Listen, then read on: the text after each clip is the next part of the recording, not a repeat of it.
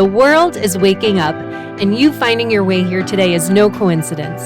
The spirit world always has a way of guiding us where we most need to be at the absolute perfect time. I'm your host, Lindsay Morlock, and you're listening to the Guided Podcast, where we explore how the spirit world works on our behalf to guide us along our paths. This is where you'll learn how to live a life that is both conscious and connected, so you can supercharge your pathway to healing and open to life's magic and miracles.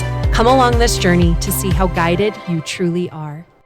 Hello, everyone. Welcome back to another episode of Guided. This week, I've been feeling called to dive into the topic of physical pain with you. You know, our physical bodies are these sacred containers that serve as a vehicle to carry our soul through our lifetime. And if I truly take time to think about the human body and all the functions it carries out for us on a daily basis to keep us breathing and functioning, it is truly amazing. Our skin regenerates itself and knows how to keep us breathing while we sleep, while detoxifying at the same time. Our livers are these amazing organs constantly charged with clearing out all of the pollutants we ingest on a daily basis. So given all the functions our bodies carry out, it probably wouldn't surprise you to hear that our physical bodies are also full of wisdom. And like everything in our lives and everything this podcast is about, it's our job to bring attention and conscious awareness to the messages that our bodies are trying to communicate to us. And that's what leads me to this topic today around physical pain in the body. So where I want to start the conversation today is with the bottom line, which is your physical pain is always a message for you. And here's why. Physical pain always manifests in the physical body last. So by the time you are experiencing any type of pain in the physical body, you can be certain that you've been out of balance emotionally, mentally, and spiritually for quite some time by the time those physical symptoms are actually manifesting and showing up. And it makes sense because the physical presentation of symptoms is like this last-ditch effort and a wake-up call for you to pay attention. Now, sometimes people want to challenge me about this, and it usually comes out in the form of some literal interpretation of why logically they have their pain. Something like, well, it happened because I was playing tennis and I just rolled over on my ankle. That's why I sprained it. Or, no, I just threw my back out because I wasn't lifting a box in the correct position. And it's not that the action you take doesn't contribute to the injury, because it most certainly can. It's that emotionally, when there are blockages that continue to go unresolved and you remain out of balance for a period of time, there's a weakness or a vulnerability created in that part of the body that causes some form of dis-ease or injury within the body. And some of us are particularly sensitive to energies within the physical body. I know I personally am. My body is incredibly sensitive to physical manifestation of pain, and it seems to manifest in my body most quickly when I am out of balance. And while it's not always fun, it's an easy button for spirit to push to get my attention because I'm highly attuned to when my body is out of balance, and spirit works through my clairsentience, which is clear feeling in the body, to help me get messages. And if I don't pay attention to the different aches and pains I'm experiencing or the dis-ease that might show up in my body, the pain or the dis-ease gets louder and louder. Or I get sick, or I get more tired and drained until I pay attention and get the message that spirit is trying to send me. Now, the miraculous thing is that once I understand the message that my body's trying to tell me, the pain can disappear sometimes instantly. Now, other times there might be more action I need to take to help bring my body back into balance, maybe going to a doctor or a chiropractor or an acupuncturist. I work with an orthobionomist. The list goes on and on. I've worked with functional doctors in the past to help bring my entire system back into balance after long stretches of being out of alignment. But those were also in days where I was far less conscious than I am now. And I've used breath work to not only help keep myself balanced, but to help resolve imbalances when they arise in my physical body. The type of breath work I practice and facilitate for others is actually designed to help you release emotional debris that clogs up your system. And I've had breathwork clients come to me complaining of shoulder pain or even a frozen shoulder prior to their session, but following the session, their range of motion has increased or their pain has decreased. And I'm not doing anything to that person in the session. They simply use their breath to clear their physical body of the emotional issues residing in their tissues that was lodged in vulnerable areas. So moving energy can really contribute to the healing of the physical body, but it's important equally to understand the message that's underlying all of it. Now, I want to be clear that I'm not a doctor, nor is this episode intended to offer a treatment plan or prescription for any type of medical ailment. In fact, by the time you're experiencing physical pain of any kind, you very well may need to take a multi-pronged approach to treat the issue. But the point I'm trying to make is that even while using modern medicine to treat a condition, if you don't understand the emotional root cause of what you're experiencing, you're just putting a Band-Aid on the problem. There's an emotional root cause to every ailment created within the body. And when we bring an intention of awareness and understanding that emotional root cause to our healing, it truly helps us with alleviating our pain or our suffering. And it also contributes to our evolution towards a healthier future. So I thought it would be helpful to share with you some examples of how this has played out in my own life.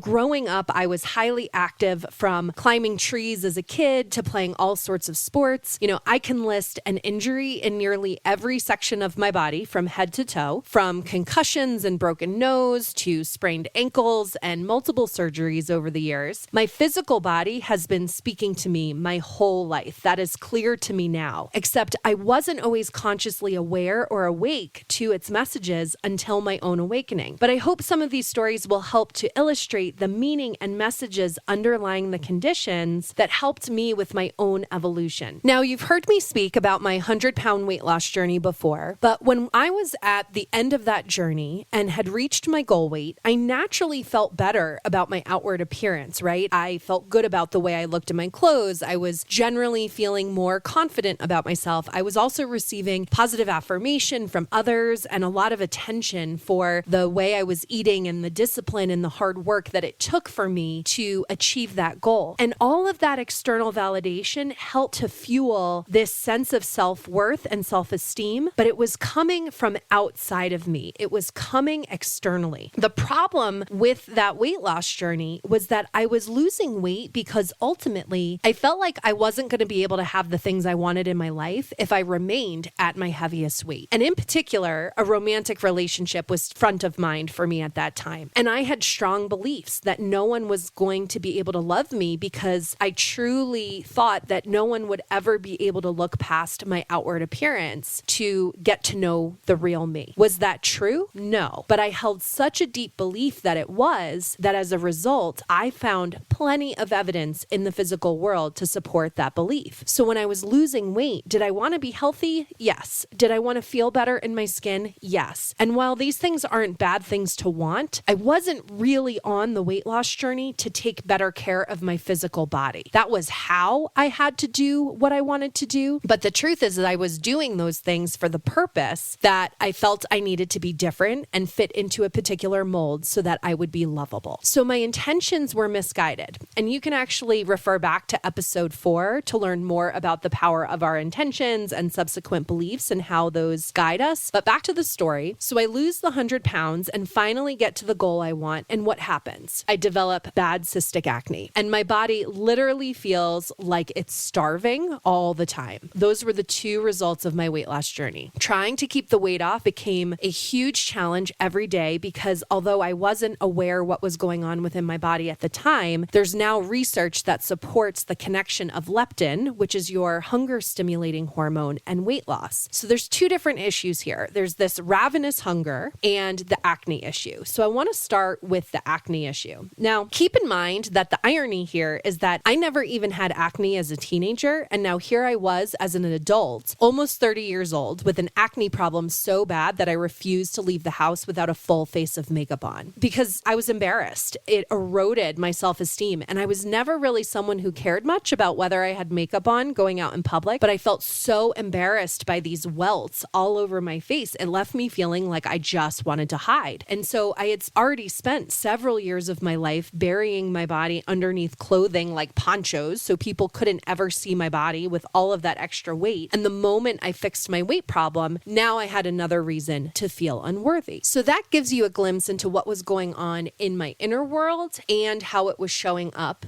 quite literally on my face and in terms of my appetite. Now, one of the resources I love for understanding the mental and emotional causes of physical issues is Louise Hay's book called Heal Your Body. I love it because it's an easy to use, quick reference guide for any physical ailment that you have and understanding the underlying spiritual meaning. And when you look up the metaphysical meaning of acne, it's all about self-worth. It's about not accepting the self and not liking the self. So there it is, right? Pretty simple, clear as day. The acne was expressing the message that I needed to get about my own self-worth. I had undergone this significant weight loss journey because I didn't like the way I looked, but that was an issue rooted more deeply in not liking myself. And when we don't address that underlying issue, as demonstrated through this example, a different issue with a similar root cause popped right in. So we really can't escape these emotional issues because when we try to fix it from an external perspective, there's just going to be another manifestation of that issue because it's trying to get our attention. So now part 2 of this was my excessive hunger. Now, I went to so many doctors who all told me it was likely in my head, that it was just an issue of self-control. And in my body, I knew what I was feeling. I was working at the time at a university, and one day an email came across my desk that had an article from a nutrition professor who was studying the effects of the body after weight loss. And this article spoke directly to what he called wolf-like hunger post-weight loss. And I felt so seen. I knew that is what my body was experiencing. And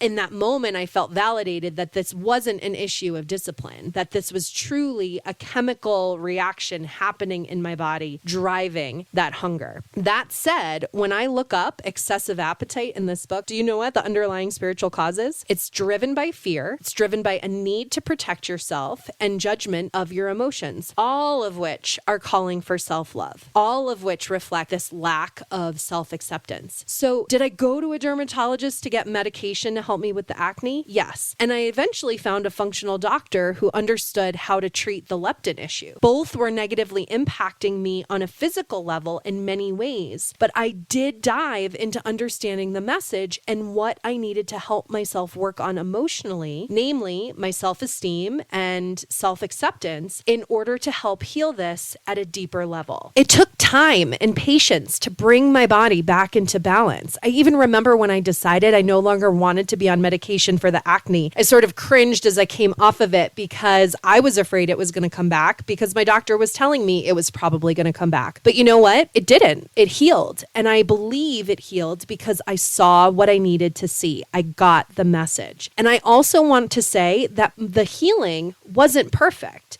On an emotional level, I didn't completely heal my self-worth issues. Knowing my worth is one of the life lessons that I've come into this lifetime to spend my entire time here majoring in. But understanding the message and taking action to work on healing that part of myself was enough for the healing to begin within my body.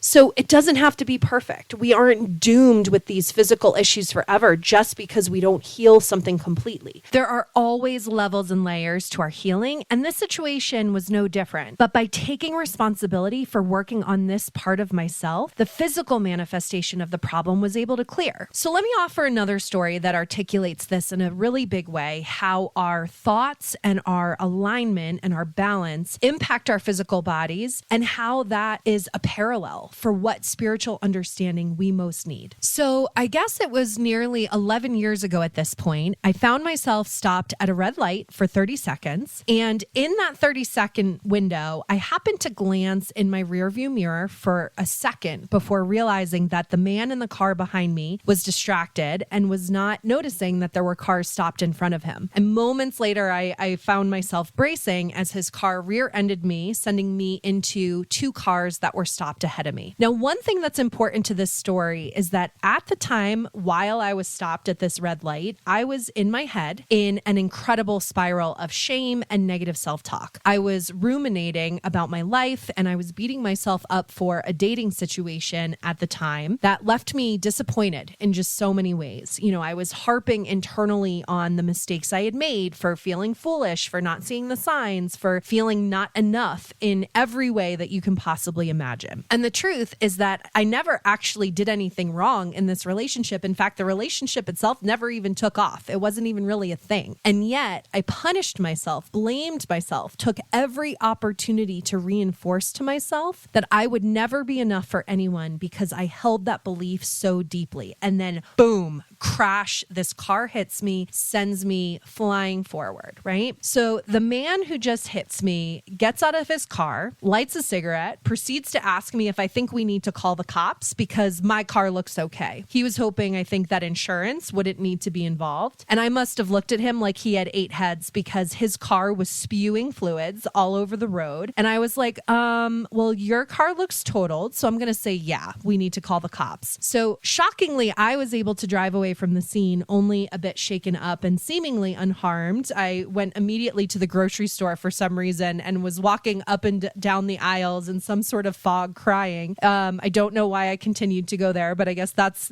what happens in these situations. But over the next 3 days, I was in excruciating neck pain from what I thought was whiplash, but it instead turned out to be a spinal disc injury that left me in need eventually of a double cervical fusion. So here's the quick recap. Shame spiral, car accident, and eventually surgery 8 months later. Now, when I look up cervical neck issues and the spiritual cause, you know what it says about the root cause? Feeling unloved. It's like, boom, there you have it. In hindsight, I know this crash was purposeful. A few years later, I came across an article that spoke about the metaphysical meaning of a car accident, and the message was about getting you out of your head and quite literally thrusting you forward in your life. So that all clearly tracked, right? So interesting how those messages were so accurately attuned. And I quite literally felt like this car accident was Spirit's way of saying, we are done with this way of thinking. We need to move you forward. And the surgery, the injury became a huge distraction for the next year of my life that literally did pull me out of the shame spiral. So I had nothing to focus on except my own health and well-being. Okay, so back to the story. The surgery goes incredibly well, especially given that I selected to have it on the same day as a hurricane. The hospital even lost power while I was on the operating table. And while I didn't know there was going to be a hurricane when I scheduled it, it all seemed so fitting given my emotional state at the time, honestly. But the surgery goes well, and I was out of the hospital, in a day, in good time, and was on the road to recovery. And I apologize if any of this stuff makes you squeamish, but it feels like it's important to mention that when you have a cervical fusion, there's hardware placed in your neck that helps the bone fuse together into one solid bone. And when this happens, you are said to be fully fused, and there is said to be union. And while it can take time for this to happen, it generally happens within about 2 years following a surgery like this. So despite everything going according to plan with my recovery, my neck wasn't fusing completely. And when that happens, it's known as either a failed fusion or a non-union. So hold that thought as I fast forward 9 years. My neck is still not completely fused all those years later. And while I have some neck pain, I'm generally fine day to day. But then one day I'm sitting at my computer when I sneeze and I rupture another disc. This time, however, the disc I rupture is in my lower back. And I wish I had a sexier story to tell about this one, but all I can say is sneezes can do a lot of damage when you have weak spots in the body as a result of some sort of unresolved emotional stuff going on that you're not dealing with. And the lower back is all about support, feeling unsupported in your life, and the meaning for where I was in my life at the time, that all tracked. So eventually I needed surgery to remove this disc, but I lived with the pain that this disc caused for at least 5 years before it was negatively impacting my quality of life so much so that I decided to correct it. Now, during this time period, those 5 years where I was living with that back pain, I had already been working with my own spiritual coach, and I had done quite a bit of work on myself. I was becoming more conscious. I was learning how to process my emotions, understanding their emotional root cause and the messages our emotions are telling us. So this time, before I went into my surgery, I went in with a whole different level of consciousness this. And I actually set intentions before the surgery. I visualized how the entire process would unfold. I visualized the operation and set the intention for it to be an easy textbook case that ran smoothly with the best and most supportive doctors and nurses, with pain levels below a 4 and a short stay at the hospital. And every single one of these intentions came into fruition. So as I continued in my recovery, it was a smooth recovery period. And at my 18-month follow-up appointment, not only did my doctor tell me that my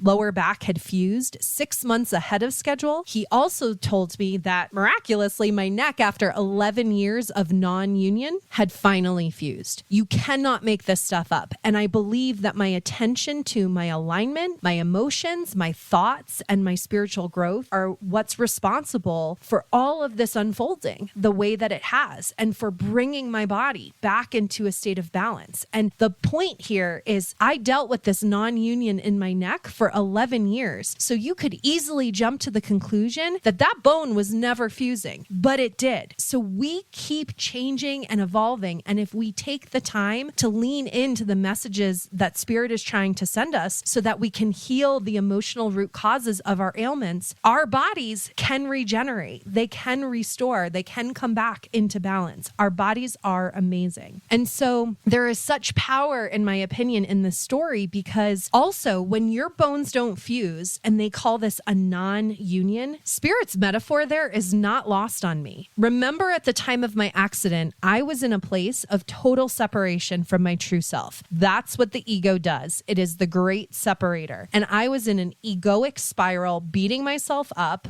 I wasn't liking myself, no less loving myself. And my ego was committed to ensuring that I continued to keep feeling that way. The ego wants to block us from the truth of who we really are. The truth, though, is that we are not our thoughts, but our thoughts are incredibly powerful in changing our realities, in creating our realities, both positive and negative. But when I took responsibility for understanding the messages that my body was trying to tell me, and took responsibility for my own health and healing, my body healed in that so-called union. It was such a symbolic moment for me of the power of positive thinking, the power of peace, and keeping your body in a state of balance, and how your cells literally respond to your mental state. That's what was going on. And this is what our spiritual journeys are about, recognizing all of the ways that this earth plane and our minds separate us from the truth of who we really are, so that we can remember. In the book, A Journey of Souls by Michael Newton, he talks in the very beginning about how we are all essentially born with amnesia, and we spend the rest of our lives trying to remember who we really are. And who we all are at the most fundamental spiritual level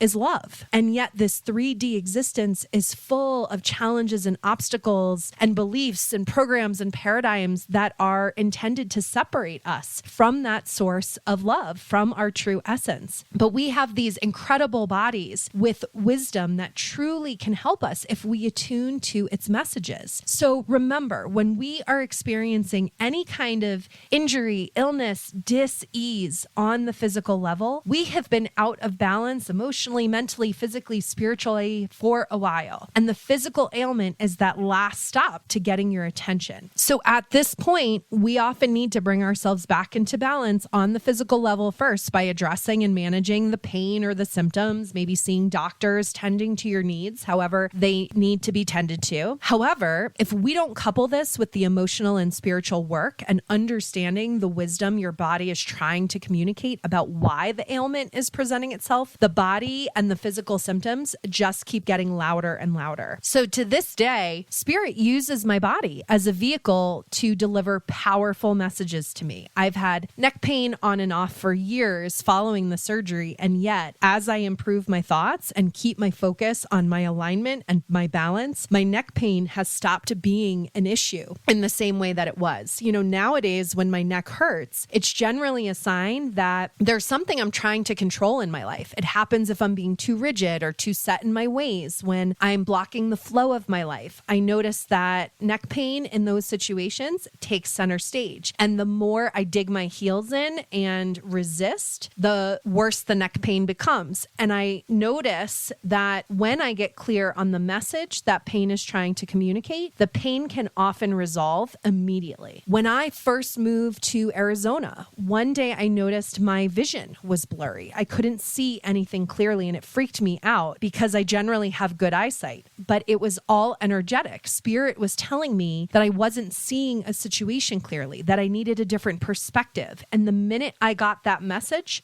my vision restored. Now, I know some of these things are a little wild to think about, but it's amazing how quickly these symptoms resolve when we get the message. It's when we ignore the messages that our problems within the body start to compound. And while we all have a spectrum of discomfort and disease and injury that we experience throughout our lives, it's up to you whether you want to bring conscious awareness to the emotional root cause and bring attention to your healing in multiple ways or not. But when we do, we get to make the choice to heal ourselves at all levels.